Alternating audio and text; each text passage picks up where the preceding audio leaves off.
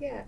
I just wanted to follow on a little bit with the idea of, vulnerability to anxiety, because we know that it's a normal experience, but the there are some of us who just wired a little bit more to be more vulnerable to have those kind of responses. And sometimes that's because of our temperament, that we're a more sensitive, and our kids are some of our kids are more sensitive than others, or more shy than others. And sometimes it can be that's the way our family is. So we've sort of, there's an inheritability to that vulnerability. And sometimes it can be those life experiences, what we've been exposed to, and the stress and the adversity around us. So I'm thinking particularly in Christchurch about how many of our young people have grown up with the earthquake experiences when they were very young.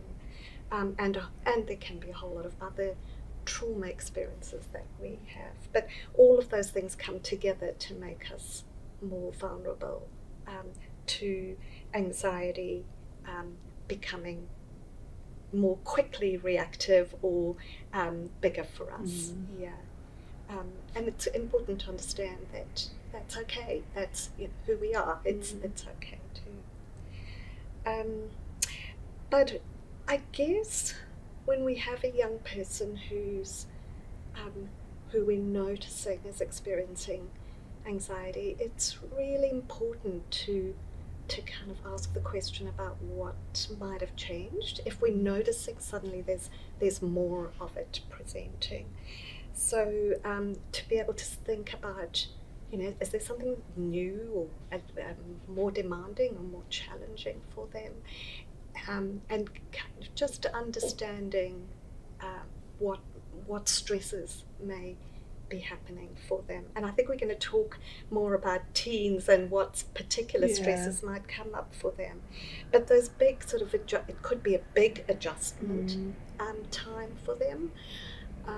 Or it can be a cumulative thing. There's lots of little things that have all just come together at once, and it's the straw that gets too much. I think that's a common experience for young people I work with. Sometimes there's a really obvious thing that set it off, and for other people that I don't know what's changed. There hasn't been anything big, but when you talk to them about all the little changes and all the little things they've got going on in their life, they add up. And so sometimes I like to think of anxiety or emotions actually as a bit like the weather, that things can, each day can be different, or parts of the day can be different. So emotions come and go, and that's okay. But it's when it feels like it's set in a particular thunderstorm, it's just keeping on going, that's maybe, that's more of something's going on, and we can try and work out with them what might be keeping that going. Yeah.